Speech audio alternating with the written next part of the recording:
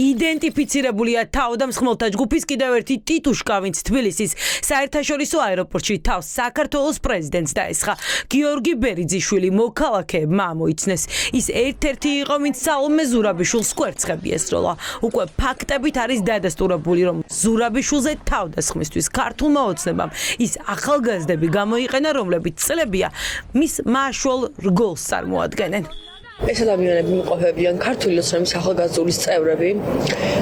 განსაკუთრებით აგრესიით გამოირჩევიან, დაჯგუფება არის კონკრეტული, რომლებიც ასეთ სასტიკ ქმედებებს შადიან.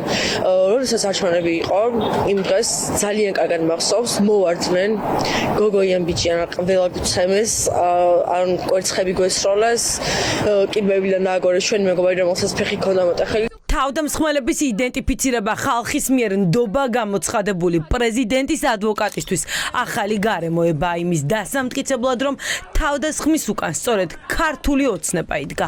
ეკაბესელი ახლა ორივე იდენტიფიცირებული ტიტუშკის დაკითხვას მოითხოვს და საჯაროდ მიმართავს აეროპორტს გადასცენ დაცვის მხარეს დანაშაული სამსახველი კადრები. როდესაც ეს ორი ადამიანი ღიად ჩანს, რომ არის ქართული ოცნების სხვადასხვა ძალადობრივი აქციების მონაწილე, მათთან დაახლოებული და მათ ვერ გამოყენებული ადამიანური რესურსი მსგავსი კრიმინალური ქმედებების დროს სხვა პირებით ანალოგიურად იქნებიან დაკავშირებული. ამიტომ ეხლა შემდეგი ნაბიჯი იქნება ჩვენი მოთხოვნა ამ პირების დაკითხვა. პასუხისმგებლობის საკითხის განსაზღვრა. ზურაბიშვილზე თავდასხმიდან მეოთხე დღესაც ვახო გომელაურის უწყებისგან ხმა არ ისმის. თავდამსხმელები თავისუფლად გადაადგილდებიან. საგამოძიებო უწყება არ ინტერესდება სალომე ზურაბიშვილის ჩვენებით. არ ატარებს საგამოძიებო მოქმედებებს. არ მიუმართავს თბილისის საერთაშორისო აეროპორტისთვის კამერების ჩანაწერების ამოღების მოთხოვნით. ეს ყველა ფაქტი გიორგი ბაჩიაშვილისთვის იმის მტკიცებულებაა, რომ ბიძინა ივანიშვილია ის კაცი, ვინც დაორგანიზდა მის მიერ შერჩეულ და შემდეგ მხარდაჭერილ პრეზიდენტზე შეტევა. ეს არის თავდასხმები და შეტევები და ასეთი მდაბიო საქციელები, რომელიც პირდაპირ ივანიშვილის მიერ იგეგმება და პირდაპირ მისი მითითებით ხორციელდება. ეს არის სამარცხვინო. ყველა შემსრულებელი სამარცხვინო არის და დამკვეთი, რა თქმა უნდა, დამკვეთისთვის ეს არის ძალიან სამარცხვინო საქციელი. ზურაბიშვილზე თავდასხმიდან 4, გახარიაზე ანგარიშწორებიდან 5 დღე გავიდა, თუმცა ამ დრომდე რეჟიმს დამორჩილებულმა საგამოძიებო სამსახურებმა ვერ მოიფიქრეს, რა კვალიფიკაცია მიანიჭონ მაღალი თანამდებობის პირების წინააღმდეგ ჩადენილ დანაშაულს.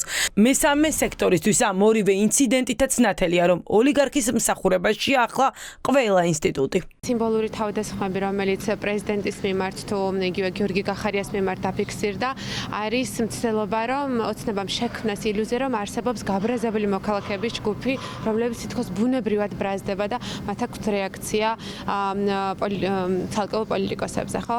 ამიტომაც ჩვენთვის ძალიან აშკარაა, რომ ქვეყანაში დაუსჯელობა ხდება სისტემური და ეს დაუცველ მდგომარეობაში აგდებს არა მხოლოდ კონკრეტულ აქტორებს, არამედ საბოლოოდ მოქალაქეებსაც. არც ერთი თავდამსხმელი, ვთქვათ, სამოქალაქო აქტივისტზე იქნება ეს თუ პოლიტიკურ ოპონენტზე, არ დასჯილა, არ იდენტიფიცირებულა მათი მხრიდან ადმინისტრაციული წესითაც კი არ უგიათ პასუხი, მაშინ როდესაც ქართულმა ოცნებამ იმის შიშით, რომ თუნდაც რაღაცა სიტყვიერად მოქალაქემ ქუჩაში რაიმე უსიამოვნო არ უთხრას, გაამკაცრა კანონი და ამის გამო 45 დღით გაუშვებენ მოქალაქეს პატიმრობაში. ოლიგარქის რეჟიმი, ოლიგარქის დამორჩილებულ საგამოძიებო უწყებების მსგავსად თავდასხმების სერიას არ იმჩნევს. ივანიშვილის მსახურები ახლა იმის მტკიცებაში არიან, რომ ჯანსაღად მოაზროვნე ადამიანებმა საკუთარი დამოკიდებულება გამოხატეს ზურაბიშვილისა და გახარიას მიმართ, თუმცა უკვე დადასტურებულია, რომ ეს ეგრეთ წოდებული ჯანსაღად მოაზროვნე ადამიანები ოცნების ტიტუშკები არიან.